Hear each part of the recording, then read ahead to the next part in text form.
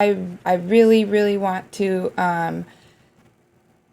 share essentially everything that it seems like you're sharing on this stream with like the mobile apps and all of the different things with my community and see how far I can share it with everyone else. And so I'm just really excited to have you here. Thanks for having me. Can you tell us more about what you do for the Veterans Affairs and the National Center of PTSD? Sure. So I am a clinical psychologist by trade, but for the National Center for PTSD, I actually work as a mobile apps facilitator. So working with VA staff to teach them how to incorporate apps into care. And just to give a little bit of background, so the National Center for PTSD is a VA research and education center of excellence, and our mission really is just to advance the care and welfare of our veterans by advancing research in areas of PTSD diagnosis and treatment, and educating the broader community, so that we make sure that people seeing veterans outside of VA, of which there are many, are educated on the latest treatments regarding PTSD to make sure veterans are getting the best care possible. So that's kind of what the National Center for PTSD is about. I work at there's 7 divisions. I work at the Dissemination and Training Division, and we are also home to the mobile apps team that develops and maintains these mobile mental health apps that you saw presented at the Cyber Guided presentation. That's really awesome. I didn't know about any of this, which is interesting because my dad is actually a veteran, but he's a veteran who has actually brought the question to when I told him that I was having you on, he actually was kind of like, "Well, the one thing I want to know is why don't they check in with those of us who don't know how to use the internet or don't know how to get a hold of the Veterans Affairs?" Which is, unrelated but still related. So I'm actually Mhm. I didn't know about all of this, and so I was happy to see, and just the amount of apps just alone out of all of the other things is really amazing in itself. So Yeah. and what do you do with them? So our team, kind of twofold. So we have the mobile apps development team who is actually developing the apps, and then I actually work for the tech into care team, and we are really in charge of disseminating information and in educating the community about the existence of these apps. Because we're a government entity, and we don't necessarily have a robust marketing budget like you would see in the private sector. And so our job is really kind of like grassroots awareness raising, making sure that we're talking to providers at different VA facilities around the country, and making sure that the providers are aware of these apps. The idea being that if we can educate VA staff and providers about them, that they will introduce them to veterans. So this is actually a really neat opportunity for me. I don't get a lot of chances to talk directly to the public or veterans themselves about the resources, and so I always really enjoy having that opportunity when it presents itself. Well, I'm extra glad that we got to have you on then because I thought this was amazing. I know that, I'm not focused on any kind of veteran mental health, but I do know that there are definitely veterans that are in the community, as well as I know other streamers that are veterans. And so, honestly, if you're interested in like continuing to push, I love Twitch for community building and spreading awareness. And I feel like there's some really good kind of areas where if you have kind of a certain thing that you want to share with people, especially this, that there I would love to connect you. And I just love sharing things for people. Like that's my favorite thing of all. Like I Yeah. love to support people, but I also know that I can't do it all for everyone, and so I try to gather as much as I can so that people have options. Which is great. So, my outline is a little doesn't flow well, but No worries. Feel free to skip so around. I'm gonna ask, what are some of the stigmas around veterans and mental health care access that you have seen or have worked with?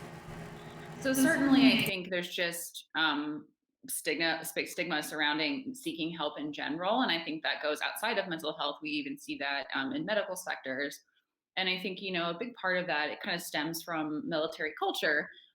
which, unfortunately, I think this is changing gradually, but also there's just, the value is placed on working through pain and illness. And, for a reason. I think the idea being that, if you're in a war zone, you're in a combat zone, you don't have time to stop if you're like not feeling well, or just feeling sick. I mean, you got to keep going. And so I think even in a training environment, or even just the everyday work environment, as you're preparing for that, the value is placed on working through pain, working through illness, and it's frowned upon to even, take a sick day or take a break. And so people are working through illness and injuries. And the unfortunate thing is that then makes it worse. And so you see people leaving active duty military service with chronic pain, chronic illness, resulting from not taking it easy, not taking breaks when they needed to. And it is really counterproductive, because at the end of the day, that means that people are also you know they're having to pull out of active duty Yeah, service. what does it mean to take a break, and are we really allowed to take it? Yeah, exactly. And I think particularly when we talk about women veterans, or I guess I should say, female active duty service members, when the pressure is even more intense to prove yourself, that this can be an even bigger pressure for them. And so that then extends out once they transition out of active duty service. Then once they become veterans, that value still kind of holds, and it's really hard for people to come in and get the help that they need. No, yeah, that definitely makes sense. Actually, I think that one, I have a couple questions that are coming off of this. So, Sure.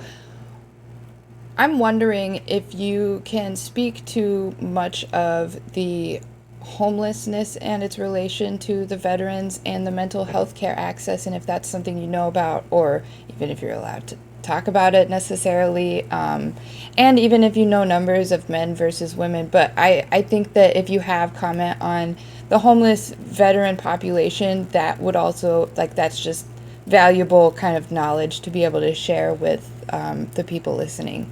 Sure.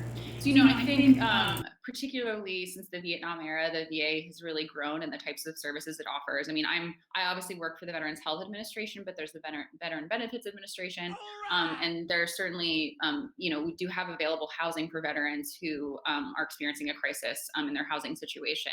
However, not everyone is willing or able to take advantage of those benefits, and so some people have mistrust of the VA, and for good reason. We don't have the 100% track record. I mean, I think once people get into the VA, they'll see that the staff that work there are really dedicated to veterans, to the mission. But you hear in the news an occasional story here and there that makes people have some mistrust of the VA, and so they may not want to go there. And so that keeps people from accessing benefits that they might have otherwise. And then there's also the kind of issue of people not qualifying for these benefits. If you have an other than honorable discharge, it makes accessing these services difficult, if not impossible. And the problem is that oftentimes people are being discharged. Not oftentimes, but sometimes people are being discharged because of issues relating to their mental illness, and so that are exhibiting bad behaviors as a result of their mental illness, and then are getting administrative discharges, or not honorable discharges and things like that, and that disqualifies them from these benefits. And so that's kind of why we see the veterans that are kind of being left behind by the system. Thanks for sharing that. I appreciate that. I appreciate the insight or the thought of the, like, if we think about those who aren't honorably discharged, and then maybe there's a stigma around that, but you're saying, like, well, think about it. If their mental health behaviors caused them to get in the kind of trouble to result in a not honorable discharge, they're now getting disqualified from the mental health help that they should get from being a veteran. Mhm. And I will add, so I think, I do want to make it clear that things are changing. I think, as people become more and more aware of what these symptoms are, people are challenging those discharges, and are now getting access to services that they were previously denied. And so particularly when we talk about things like military sexual trauma, more and more, I think those cases and the nuances involved in them are being recognized, and those people, survivors of sexual trauma, are getting access to services. We're not there 100%, but we're getting there. That's really awesome. I'm thanks for sharing that. Yes. Okay. I think I got ahead of myself in my questions and stuff. That's all right. What? Okay. What are some of the ways that you have found for yourself to take care of yourself during the pandemic? To kind of like switch off of just kind of generally what the VA does. Let's move on to what have you found to help for you, whether it includes or doesn't include the apps, and then just stuff in general. Because I mean, you're also a human, and I'm not just interested in the VA. Like I'm interested in what you do and how you also help yourself. Sure, absolutely. And I should say, I probably should have said this at the beginning, right? Like, I think, I want to represent myself today as an individual. I am a clinical psychologist. I'm a professional. I work for the VA. But the opinions I'm expressing today and some of the information here, I'm not necessarily representing VA. I just want to share kind of my perception as someone who has this experience. And so, keeping that in mind and thinking of me as a human, I will say, the pandemic has been rough, not on everyone, including therapists. And so, I think that has also resulted in a therapist shortage, for a lot of people. It's been harder for people to get a therapist. And I know for myself, I've been having to keep really good boundaries around what my emotional bandwidth, and keeping that in mind in terms of the patients I take on. Um, and then in terms of self-care, exercise for me is the most important, for sure. I do, one exercise activity and some walking every day, and keeping track of that. I also think it's really important to build small opportunities for like happiness and pleasure into your routine. And so things like, I start my day with really good fruit that I enjoy every day. I'm lucky to be from California. We have great produce. So making sure I start the day with something, healthy and tasty. I make time to watch 15 minutes of bad reality TV when I have my lunch. And at the end of the day, I listen to audiobooks when I'm cooking. So, like, building in those something that brings me joy, throughout the day. And I'll finish up just by saying that I think, you know, the point I want to come across here is that self-care doesn't have to be time consuming, right? It doesn't mean like taking an hour to get a massage, or even meditating for a very long time. It's about finding small opportunities for self-care. And I think that that's what's really important. Yeah, no, I agree. I really like that. Kind of earlier, I had said, what's a break, but I think that it sounds like you do a really good job at, like you said, finding time, and not necessarily that time consuming time, but rather like the 15 minutes here, or the time while doing something else here, or the morning kind of time. And that makes a difference, because also I think me and I'm sure others think of break as something that is longer. And so I don't know, that's just like, I appreciate you sharing that, because that's definitely something that I feel like I have a hard time with transitions. And so I never am quick to think about like a short break. But it makes sense. I feel I'm part of me wants to see what I can do to kind of implement it. Thank you. Just to respond to that, I think that's a really good point that you make, that a lot of people have a hard time with transitions. And I actually think that building self-care into those transitions can make it easier. And so that's like I think a really important time to build those in. That's a really good point. Thank you. Um, okay, let's see. Well, I don't necessarily have it in my outline, but you had mentioned via email about like self-care, and then also the empowerment. So I'm curious if you have anything to share in regards to just like general empowerment in regards to like mental health and stuff. Sure. And so this is where I want to kind of start plugging the apps, because I think I have Okay. really haven't given a great overview of them. So essentially, and I'll show a slide that kind of goes over all of our different apps. But what our apps I think empower people to do is to learn about mental health, which is really important. For some reason, I think there's like a bit of a disconnect between people's health literacy when it comes to physical or medical illness versus mental health. That when we're diagnosed with a medical condition, a lot of us, we're googling, we're trying to make sure that we understand what it is that we're up against, and understanding our treatment. And people don't do that when it comes to mental health. And I just think that the foundation of recovery is always going to be education, and our apps include tons of health education. So we have that, tons of coping skills that help us to kind of um, maybe not overcome but manage distress. Hi, Kitty. um, when it comes, like, manage distress in the moment as it comes up, to help us calm down and refocus on what we need to do, that what's ahead of us. Also, our apps allow you to track symptoms, which is really important for kind of monitoring, right? Knowing where we are in terms of our mental health, knowing where our symptoms fall in relation to where they were a week ago, a month ago, which is really important again for recovery. And so I think, these apps allow us to take more of the reins when it comes to our mental health. And I think that's really important.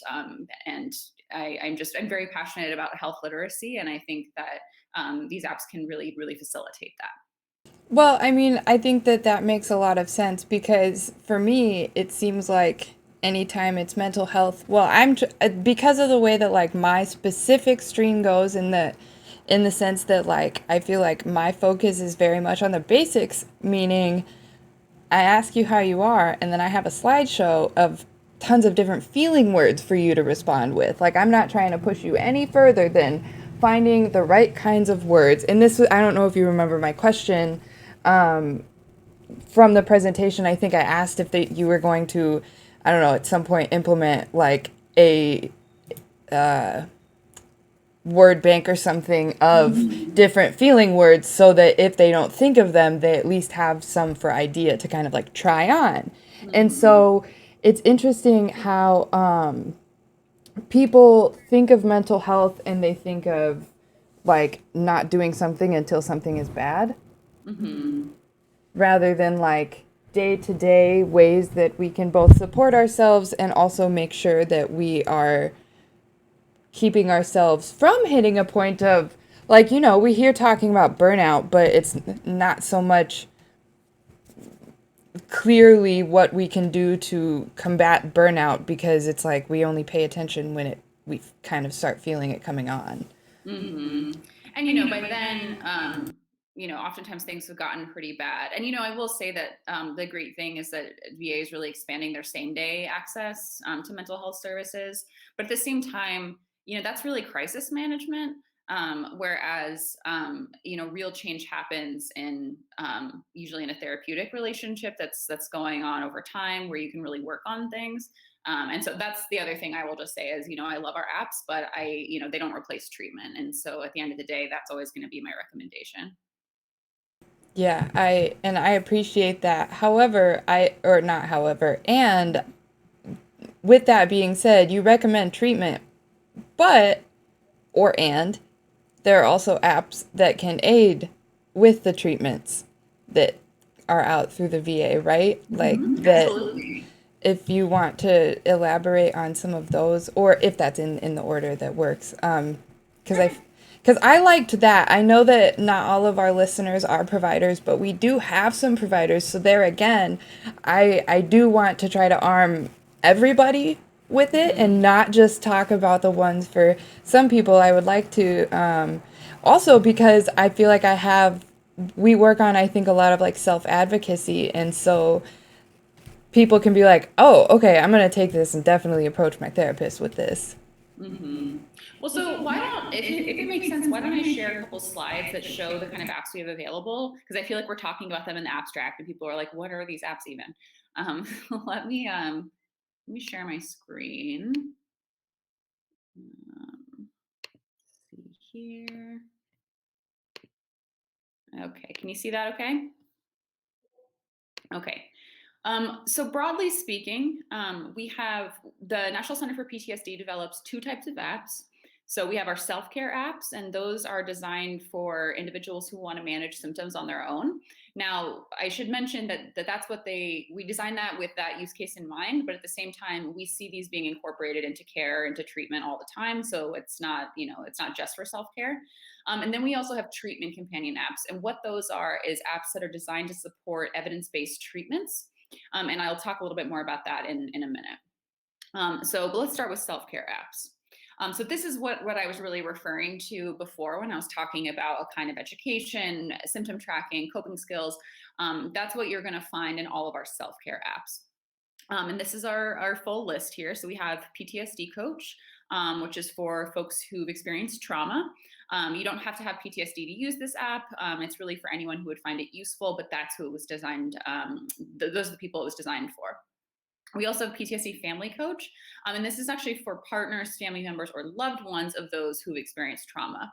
We know that PTSD doesn't just impact the individual, but really impacts the whole family. And so this offers resources for the family self-care, but also helps them to learn how to best support their loved one with PTSD, because I think a lot of people struggle in knowing how to best support people with PTSD.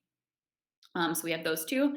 We also have AIMS for anger management, which is an app for anyone experiencing problematic anger. It allows people to track anger and kind of learn better ways of coping and kind of decrease angry behavior, really. Anger isn't bad in and of itself. We all get angry. It's kind of managing destructive behaviors that result from anger. And that's what this app is really addressing. We also have Beyond MST. So MST stands for military sexual trauma. And so this app is specifically for those individuals who have experienced military sexual trauma. And I think the reason that we have this app that's separate from PTSD Coach is that we understand that a sexual trauma kind of results in a different kind of trauma soliloquy. And it really kind of impacts one's ability to trust and have healthy relationships and take care of ourselves. And so this app is specifically designed for that type of trauma. We also have Couples Coach, so that's for partners who want to improve their relationship. For this app, each member of the couple downloads the app and then they sync them. And they complete a series of relationship missions to bring them closer together. COVID Coach, which I'll talk a little bit more about later. Um, that's all right. That's for coping skills and symptom tracking to help manage stress related to the pandemic. This is a really great general app that's not tied to a diagnosis. So if you want to start with one of our apps, this is where I recommend always. We also have Insomnia Coach to help people improve their sleep. This is really based on the principles of cognitive behavioral therapy for insomnia, but designed to be able to be used on one's own and out of the context of treatment. We also have Mindfulness Coach to help people practice their mindfulness. Another great app that's not tied to a diagnosis. I love this app. I love mindfulness. Really good one to check out. And then finally, Vet Change for anyone who's concerned about their drinking. It does kind of tie drinking and PTSD, but you don't have to have PTSD to use this app. It's just really for anyone who wants to reduce their drinking. So those are our self-care apps. And as I said before, they all feature education, coping tools, symptom tracking, and of course, access to crisis resources, which I think is really important. Jenny, did you have any questions about any of those before I talk about treatment companion apps? No, I don't think so. I know I typed the COVID coach in the chat so that I could like re-emphasize that. And no, I don't think so. Okay. But depending on, I don't know how much time you are still going to have, especially with the extra time it took to get this set up. But we also have like a couple of questions, but one has to do with the app. So I don't know if it necessarily works to do that now or after the treatment companion. Let's pause after treatment companion and I can Okay. take some questions. All right. So then, as I said before, we have some treatment companion apps, and these are really supporting and facilitating evidence-based treatment. So I don't know how familiar your listeners are going to be with some of these treatments, but we have ACT Coach, which supports acceptance and commitment therapy, CBTI Coach, which supports cognitive behavioral therapy for insomnia, Um, then CBT is a PTSD treatment. So we have a CBT coach, which supports cognitive processing therapy, PE coach, which supports prolonged exposure therapy. And then Stay Quit coach is kind of, it falls in this category of treatment companion, but really can be used on one's own. If you want to quit smoking, Stay Quit coach is a great app to support smoking cessation.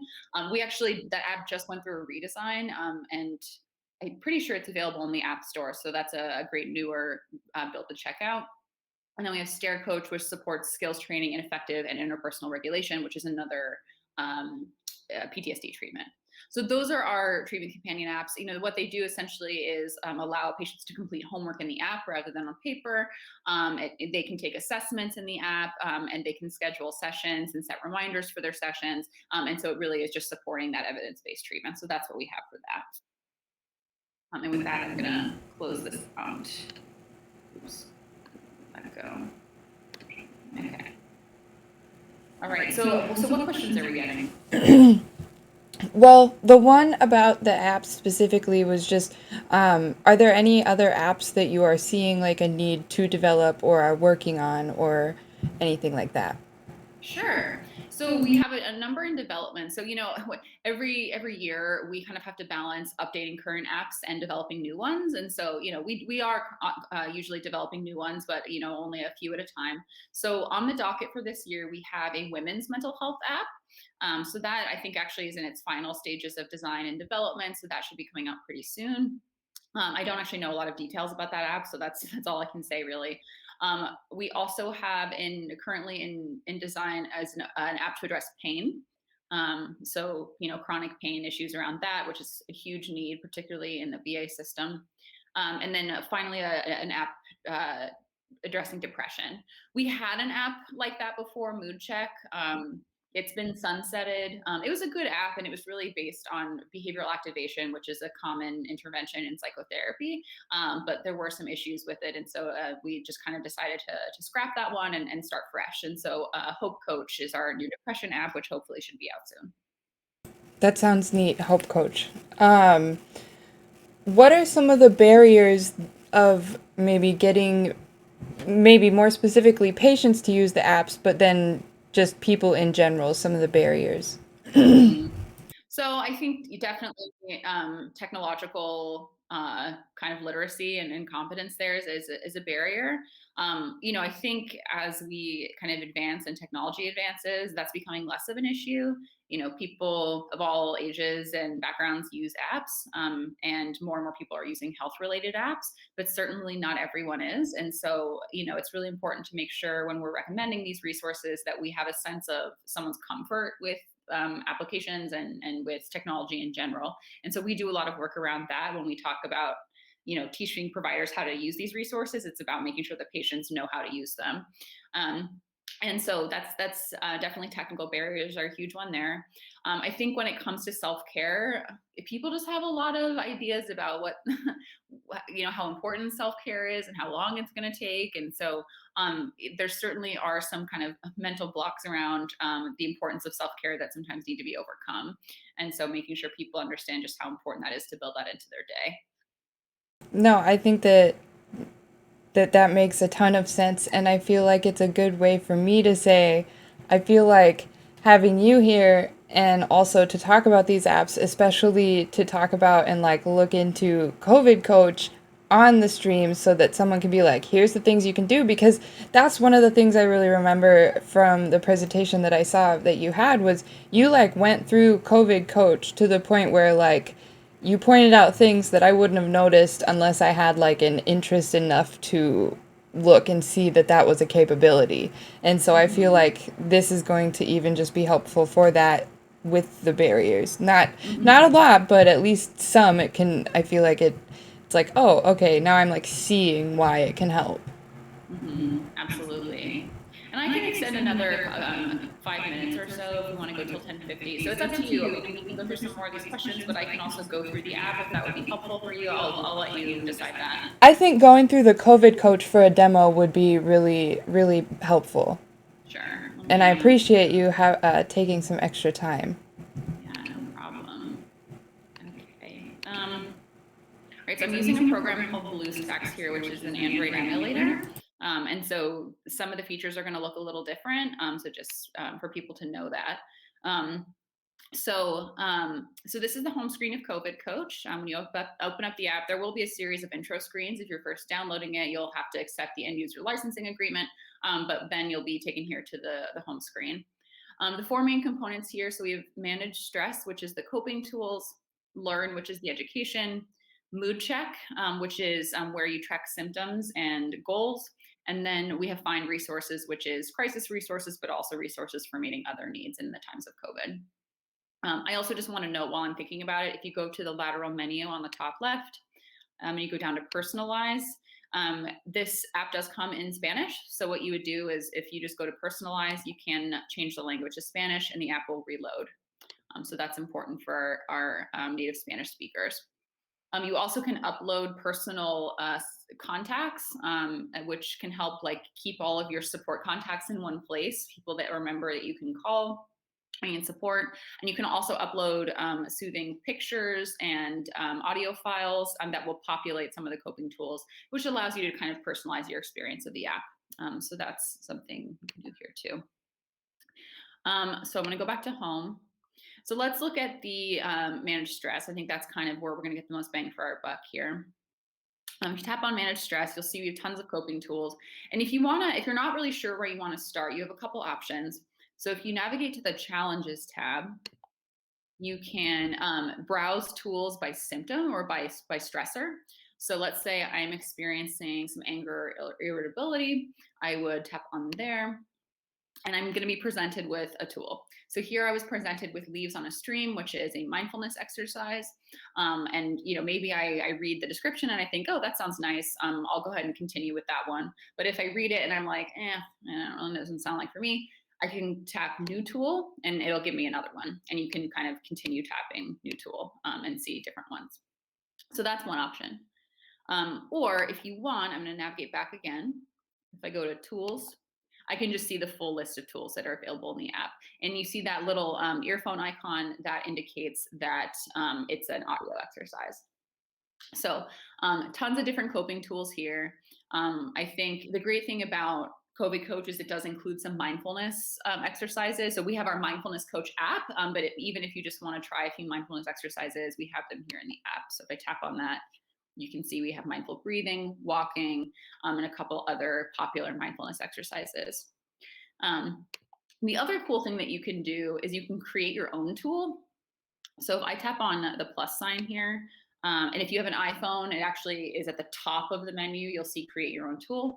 You can choose to do, you can upload or record your own audio exercise if it's something that you really like, or have your therapist audio record an exercise they like into the app. So that's something that you can do outside of session, or you can upload, music, photos, videos, your own kind of coping mechanisms. So I really like that. And then finally, you can also favorite tools for easy access. So let's say I'm going to tap on grounding. Let's say I really like grounding. I would give it a thumbs up. Now if I go back, you'll see it appears on my favorites list and also on the home screen at the bottom here now. So easy access. So I do encourage people to do that, especially if they're like having a hard time remembering what tools they like. Then that way it just kind of takes the guesswork out of it. Now we only have a couple minutes left, so mostly people are gonna have to explore on their own, but I do wanna highlight one more thing, which is mood check. So this is where you're gonna go to track symptoms or progress on personal goals.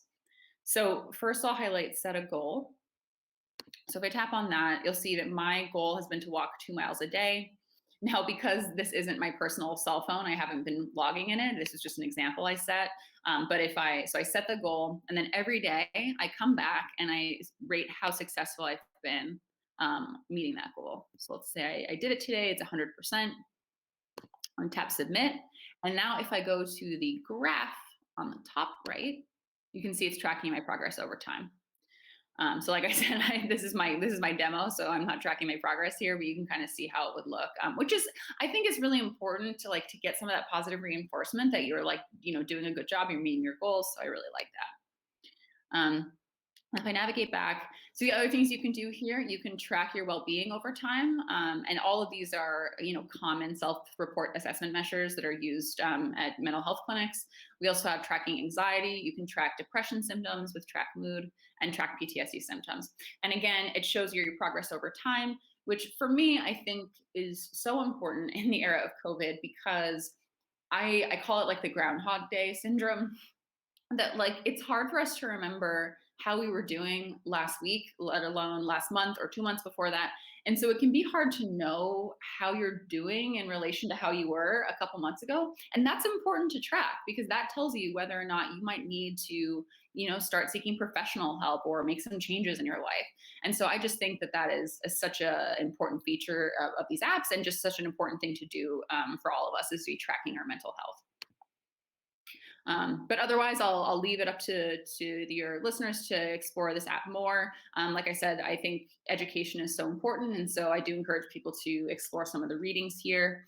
And you can also, even if you tap on the clock icon, you can set reminders to engage with the app. Again, if you're having a hard time remembering to do something, you can set a notification to practice a coping tool. You can set notifications to track your symptoms. So lots of different reminders that you have available to you to remember to engage with the app. And with Perfect. that, I'm going to stop sharing. Thank you so much. I'm so grateful, and I'm just like I'm feeling super happy because yes, it's like, oh yes, it was this great, like yay, yes, everyone gets. I really think that it's going to be helpful, and I'm super grateful that you took time and extra time to share all of this with us. We don't really have too many questions. There was really just one that was like why we don't have the same curiosity about mental wellness than we do physical. And I kind of just touched on that in the sense that I notice it. And I think that there's so many things that go into that that's almost a whole stream in itself. So we all really appreciate your time and your knowledge and the chance to get to hear from you today. I was really happy to be here, and I appreciate being invited. This is really cool. And you mentioned this earlier, and I do just want to say I think so many people are getting more of their mental health education and information from things like Twitch and social media, and it's really raising awareness, but not always correct information. And so I think I was really glad to have the opportunity today to come in and talk about our resources. And I would just encourage all of the people listening today to be really good consumers of mental health information. Especially when it comes to learning things on social media, look for those professional resources in the community too. Of course. I hope that you have a great rest of your day. Thank you. You too.